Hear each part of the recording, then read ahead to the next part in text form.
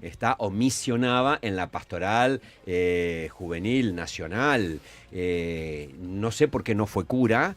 El diputado Germán Preguntémosle. Martínez, y aparte, digo, era la época donde Nieves Tapia, que era también mi profesora de historia, Ujú.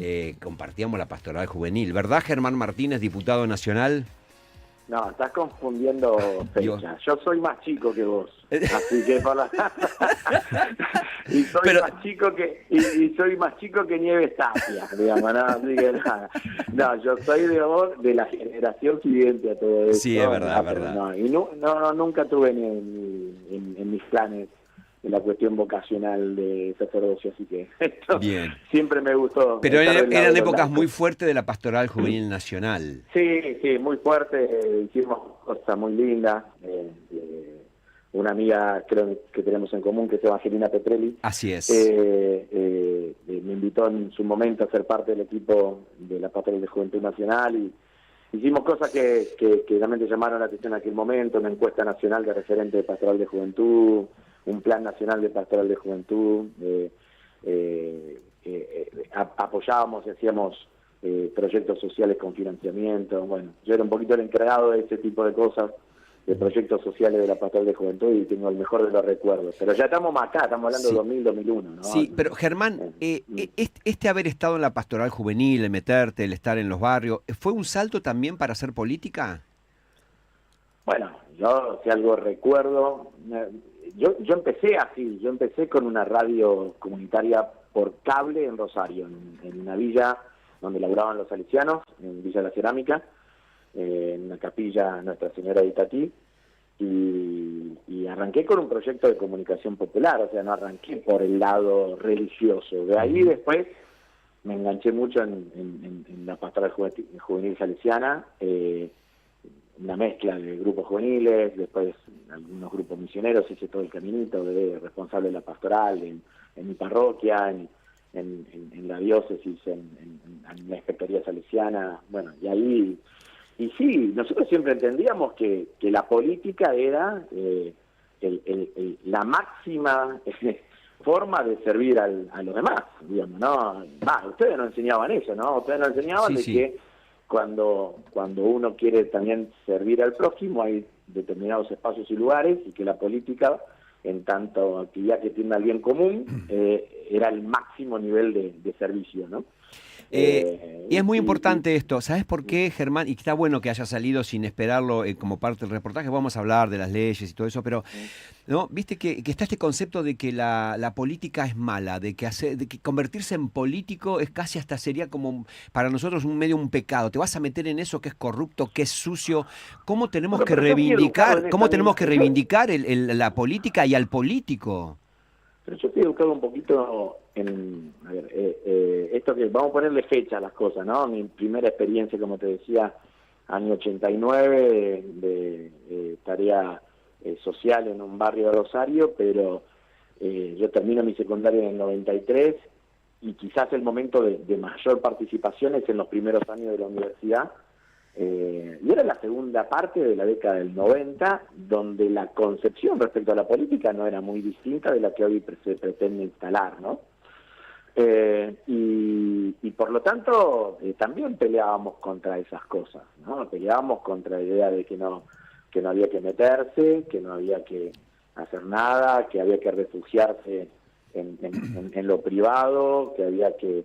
Inclusive en algunas cosas que uno puede llegar a coincidir, porque yo siempre tuve una mirada muy positiva de toda acción solidaria, comunitaria, pero había algunas corrientes de pensamiento que en aquel momento decían hay que quedarse en eso y no disputar el poder. Y después había un montón que pensaban en otra cosa, ¿no? Y muchos referentes que inclusive en aquel momento nos juntábamos por afuera de todo el armado peronista-menemista, ¿no? Claro. Y que no sé cuántas coincidencias teníamos, ¿no? Pero recuerdo de las marchas federales de la CTA, las actividades que organizaba en aquel momento el MTA de Moyano y Palacio, el líder de los transportistas, del transporte. Digo, bueno, me parece que nos íbamos juntando donde podíamos, tratando de en algún momento plantear esto, de que había que tener una salida colectiva, y desde la política en tanto servicio al bien común. Y yo creo que también por eso nos enganchamos con Kirchner, ¿no? Creo Sí, que, señor. que ese fue el camino que muchos hicimos, ¿no? Está muy de moda ahora, lo viejo sirve, lo viejo sirve, lo viejo sirve, ¿no? Y yo creo que tenemos que volver a ese espíritu de salir a militar, de meterle. Lo que pasó en el Congreso estos días, ayer, ahora vamos a hablar de este 12-0 que tuiteaste.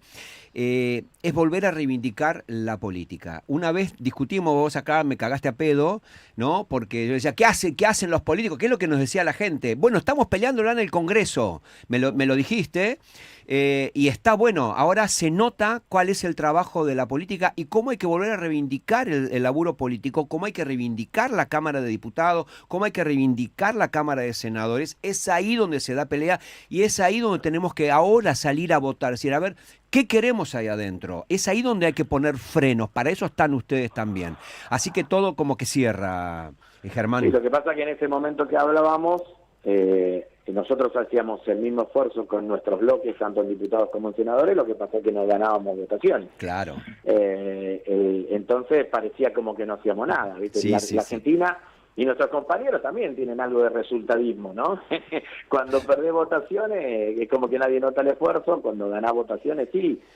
Pero me parece que la tarea que ha hecho nuestro interbloque del Senado y nuestro bloque de diputados fue fundamental para poder sentar el piso, la base de rechazo, de crítica, de oposición al gobierno de Milei, al cual después muchos otros que al arranque estaban bastante subordinados a Milei, bueno, empezaron a tomar distancia y se empezaron a acercar a posturas claramente más críticas. Eso se vio muy reflejado en la última sesión del Senado y ahora también en la Cámara de Diputados, ¿no? Bueno, pero también hay que tratar de no exagerar, ¿no? Me parece que tuvimos una gran sesión con temas muy importantes, pero que la clave de todo es seguir generando estrategias de articulación con distintos sectores que nos permitan que todos aquellos que están en contra, que son opositores en la sociedad al proyecto de país que propone Milei, encuentren básicamente representación política.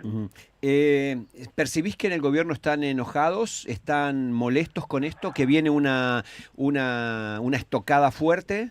Ya lo dijo algo, ahora vamos a hablar porque algo si bien la cadena nacional tuvo más repercusión porque usó una frase del Guasón, que por lo que dijo, hay algo que se tira contra los diputados y senadores diciendo, bueno, si los diputados y senadores van a hacer esto, en votarme en contra, los voy a hacer callar.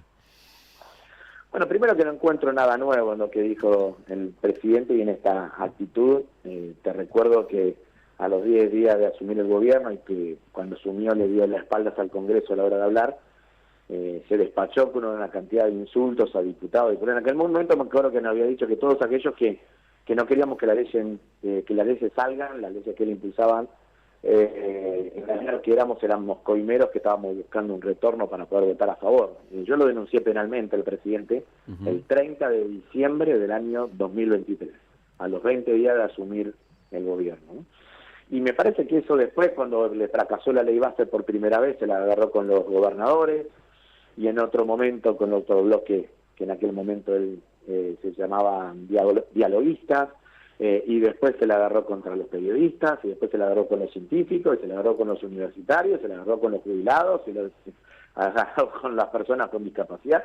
Me parece que lo que hay es una tendencia permanente a poner en el lugar casi del enemigo político a todo aquel que se le oponga. Esto ya lo hemos hablado en algún momento, vos sabés que yo sigo creyendo que este es un gobierno que tiene rasgos fascistas y que no se lo puede describir de otra manera, sino desde la palabra fascismo. Pero el más allá de lo que él está haciendo, me parece que el problema que está teniendo Milei es que no ha...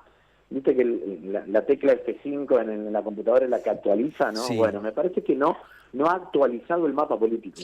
Que él sigue gobernando con el mismo discurso, con la misma impronta de diciembre del 2023 y no se dio cuenta que hay un pedazo, no solamente de la política, sino un pedazo de la sociedad que le está diciendo no, por acá no es. Y creo que eso es lo que ha pasado en el Congreso. A ver, la Cámara de Diputados es una Cámara siempre muy sensible al humor de la sociedad. Y cuando pasa lo que pasó este miércoles, el presidente, en lugar de enojarse con lo que él llama la política, ¿no? Me parece que debería tratar de interpretar qué le está pasando a un sector de la política que antes lo acompañaba y ahora lo tiene en contra. Y debería preguntarse también qué está pasando en la sociedad para que aquellos dirigentes que antes se le disciplinaban ahora voten en contra. Y creo que por ahí pasa la respuesta, pero es una respuesta analítica. Él tiene que usar la cabeza para salir de esta situación. Ahora, si él sigue utilizando el estómago, las amenazas, y ahora lo único que le faltaba eran todas estas metáforas o estos comentarios mortuorios, ¿no? Que me parece que son horribles para la sociedad, ¿no? El otro día hay cosas que él dice y que él no se da cuenta en la distancia que generan con muchos argentinos y argentinas. El otro día cuando él dice, si realmente estaría mal la gente, habría muertos en todos lados, porque se estarían muriendo de hambre, es una falta de respeto a aquel argentino y argentina que no puede parar la olla Claro. durante todos los días, ¿no? Sí, sí. Y cuando él dice esto de me sacan para adelante, Con los entonces pies para adelante. guarda con las metáforas y frases mortuorias que generan una distancia y una barrera de comunicación con la sociedad muy profunda, ¿no? Sí, pero aparte, lo más terrible de esto es que lo cree, que es parte de sus argumentos como certeros para ellos. Y eso, digo, ayer incluso, cuando estaba en la cadena nacional, rodeado de todo el JP Morgan, Sí. ¿no? Que son los que van manejando la economía del país, es eso lo que buscan, porque, a ver, peruanizar la economía argentina, donde significa matar, ¿no? Usando las mismas metáforas que el presidente, que significa eliminar la clase media, tiene una gravedad que no llegamos a asimilarlo. Bueno, yo creo que hay muchos argentinos y argentinas que por estas horas están más dispuestos a pensar esos escenarios y a no ser tan no tener tanta barrera de comunicación con nosotros a la hora de que nosotros le digamos estas cosas y yo por lo menos tener predisposición a escucharnos, ¿no? Uh-huh. Porque también nos pasó, Juanca, hay con muchos vecinos y vecinas de nuestros lugares, también me pasa en Rosario, que es mi principal lugar de militancia, con los que yo hablaba hace un año y medio atrás y me miraban y algunos respetuosamente se callaban, no me decían nada, pero había otros que claramente defendían la expectativa generada alrededor de Milei. Hoy eso no está. Hoy él está prácticamente ubicado como el jefe político del antiperonismo en la Argentina. Ahí va. Uh-huh. Diputado, Y sí. ha perdido la capacidad de interpelar positivamente a todos los argentinos que, sin ser antiperonistas, quizás tenían críticas con nosotros y las mantienen y las sostienen, pero que su acción de gobierno lo que ha hecho es claramente perjudicarlos en su vida cotidiana, ¿no? Sí. Y ahí es donde está teniendo el principal problema. Vos sabés que me quedé pensando, Germán, ayer con el cartel que sacaron en la provincia de Buenos Aires que dice kirchnerismo nunca más, ¿no? Creo que también hace una diferencia entre peronismo y kirchnerismo, ¿no? Siempre lo han intentado hacer. Digamos. Claro, nos eso- dicen kirchnerista, dijo Néstor, ¿no? Para bajarnos el precio. Y bueno, a ver, desde la elección del 2005, de la elección de Chiche versus Cristina, que Claro. está instalado ese eje, ¿no? Sí. No es nada nuevo en la Argentina, ¿no? Y hubo momentos donde quizás esa distinción de peronismo y kirchnerismo no la intentaban profundizar, y otros momentos que sí, digamos, ¿no? Inclusive fueron tan hijos de puta que en el momento mismo de la muerte de Kirchner trataban de reforzar ese eje, ¿no? Es hora ahora que no está Kirchner, decía Van der Sí. Koy y Blanc en aquel momento, es hora de que se alejen de la Sí. idea kirchnerista y vuelvan al peronismo, ¿no? ¿Te Diputado, acordás? buenos Digamos. días. Andrea Bueno. Recupero lo saluda. Sí, Hola, Andrea. las metáforas mortuorias vienen de hace mucho, ¿no? De darlos por muerta a Cristina. De Evita, compañera, de Exacto, Evita. Exactamente. Quiero hacer puntualmente una pregunta, ¿no? Porque estaban hablando de que usted decía el presidente es digamos, el jefe líder, el político jefe del del antiperonismo. antiperonismo. Bueno, hay un elemento de la cadena del otro día que es muy importante. Cristina también lo subraya y dice, deja de mentir con la cantinela esa de que en tu gobierno no hay emisión monetaria. El presidente dice que los gobiernos peronistas emitieron, por supuesto, para bancar a los jubilados, para bancar lo que él llama el gasto público, ¿no? ¿Nos puede explicar, por favor, diputado, para qué está emitiendo el presidente?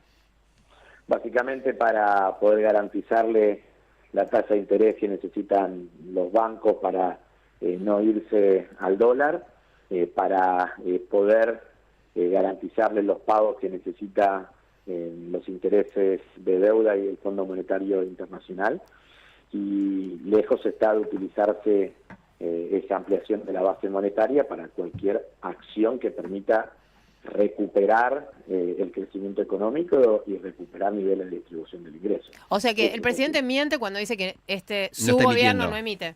Pero sin duda que miente. Pero aparte, busca los economistas que son de derecha, pero que no están disciplinados a mi ley, y te dicen exactamente lo que yo te estoy diciendo, digamos, ¿no? De viejas referencias del CEMA, Centro de Estudio Macroeconómico Argentino, que todos sabemos que de kirchnerista y de peronista no tienen nada, dicen exactamente lo que estamos nosotros diciendo ahora, ¿no? Y lo que dijo Cristina ayer. Pero, digo, estos son debates que podés dar cuando también el plano de la disputa política se equilibra, ¿no? Es decir, hace 6 meses atrás yo decía que Milei estaba imprimiendo, pero no solamente no me creían, no me escuchaban. Claro, claro. Sí, Entonces digo, sí, es así. cuando nosotros hace varios meses decíamos que el supuesto equilibrio fiscal era una farsa, lo decía también Cristina en sus comunicaciones, porque estaba sostenida en base al recorte de la jubilación, el recorte de puestos de trabajo en el sector estatal, el recorte en subsidios económicos, el recorte a las provincias, el recorte a la universidad y el recorte a la obra pública, que esos 6 sectores explican aproximadamente el 90% de la motosierra de Milei. Nosotros lo decíamos y pasaba de largo. Ahora, ¿dónde está la novedad? La novedad es que la economía está absolutamente paralizada. Hoy los datos de CAME, de las ventas de las pymes, reflejan que en el mes de julio versus junio, o sea, versus el mes anterior, cayeron un 5,7%, y en la semana tuvimos datos de los indicadores de producción industrial, y cuando vos te comparás contra 2 años atrás, hay una caída de la producción industrial del 13%, llegando, por ejemplo, en la industria de metálicas básicas a una caída del 26% en 2 años. Que es una barbaridad, ¿eh? Es una brutalidad todo lo que estamos diciendo. El parate es enorme. Y todo esto ya genera de que hay amigos, familiares, pareja de amigos, gente con la que compartimos el club infantil de los pibes, o argentinos a los cuales vemos cuando vamos a llevar a los pibes a la escuela, que sufren el desempleo, que ya no te alcanzan estas famosas cosas. Que el otro día me pasó algo. Fui a un canal de televisión y fui con un diputado opositor que cuando yo le hablaba del desempleo me dice, bueno, sí, pero eso no es un problema, porque todo el mundo hoy que quiere va, hace hora de Uber y con eso vive. Claro. Y me parece que es una visión sumamente sesgada, Juan Carlos, Andrea, son sumamente sesgada, porque no es la solución para el problema del empleo. Acá, al menos en Rosario, vos sabés que lo que están haciendo delivery para alguna de las plataformas, están, entre comillas, alquilando cuentas en una determinada plataforma para que le toque mayor cantidad de viajes de traslado, de delivery, y poder incrementar la cantidad de viajes que hacen por noche, porque se paralizaron hasta las entregas de productos a domicilio. Pero claro, pero digo, no sé si es sesgado, es cruel. Y tenemos que insistir con eso, porque están cagándole la vida al otro. Está bien, pero esa crueldad, Juan Carlos, vos sabés que muchas veces, en muchas Argentinas solamente se visualiza, lo hemos hablado también en algún programa, cuando me toca a mí. Claro, ¿no? cuando toca al otro. Y me parece que cuando yo recomiendo un libro de un sociólogo francés, François Dobet, que está hablando del régimen de las desigualdades solitarias, ¿no? Básicamente, ¿qué es lo que dice Dobet? Bueno, mientras que antes de la caída del muro, cuando estaba la sociedad organizada básicamente en clases, cuando vos vivías tu padecer dentro de una clase social que sufría. No, bueno, ahora que no está eso con tanta claridad, muchas veces tu padecimiento individual no encuentra el lugar colectivo para poder expresarte, ¿no? Bueno, tenemos que reconstruir ese colectivo. Eso. Y esas son las elecciones de medio término, ¿eh? Esas son las elecciones de medio término, Germán. Sí, pero también te traigo de nuevo a Cristina, ¿no? Sí. son las elecciones a medio término, es la elección de septiembre en la provincia de Buenos Aires, de octubre en todo el país, es la militancia electoral, pero hay una militancia política que debe anticiparse y trascender a la coyuntura electoral. Y ahí hay una tarea de reconstrucción de tejido social que tenemos que hacer, que excede la coyuntura electoral. Y hay que poner mucha creatividad, porque no es que la tenemos recontra clara, hay que convocar a todo el mundo para que aporte las mejores ideas. Y creo que eso es lo que tenemos que hacer en este tiempo, recuperar capacidad de reconstrucción de lo colectivo, que es lo que nos puede permitir soñar un proyecto de país para el conjunto de los argentinos. Germán Martínez, diputado nacional, gracias, ya nos tocó el timbre, habrás escuchado, viene el noticioso de Radio 10. Gracias, Germán, por sumarte a abrirnos un poco la cabeza, a abrir un poco el corazón y a seguir caminando. Verdades relativas, como decía Kirchner. Te mando un abrazo. Amén. Chao. ¿Quién está? Bruno Guiso, ¿no? Está